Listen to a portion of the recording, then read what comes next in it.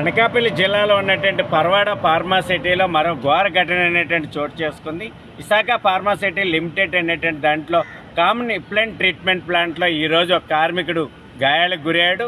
ఏదైతే లిక్విడ్ ఉందో అది శరీరం మీద పడడం వల్ల అలాగే ముఖం అది గాయాలకు గురైంది. ఇప్పుడే హాస్పిటల్కి విశాఖపట్నంలో ప్రైవేట్ ఆసుపత్రికి తరలించారు.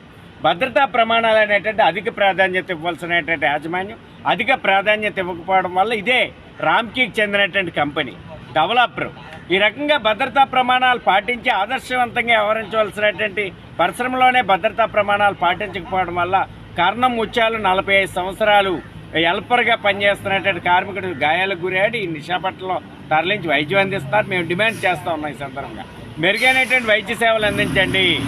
విశాఖపట్నంలో ప్రత్యేకమైనటువంటి మెరుగైనటువంటి వైద్య సేవలు అందించండి.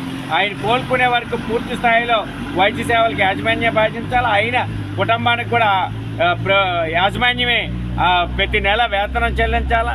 అలాగే దీని మీద క్రిమినల్ చర్యలు తీసుకోవాలా. దీని మీద విచారణ చేయాలి ప్రభుత్వ అధికార యంత్రాంగం.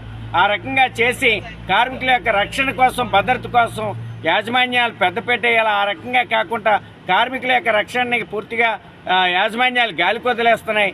అందుకని కార్మికుల యొక్క భద్రతకి అధిక ప్రాధాన్యత ఇవ్వడం కోసం ప్రభుత్వం అలాగే యాజమాన్యం చర్యలు చేపట్టాలని, ఆ కార్మికుడిని కోలుకునే వరకు మెరుగైన వైద్య సేవలు అందించాలని సిఐటియు అనకాపల్లి జిల్లా కమిటీ డిమాండ్ చేస్తారు.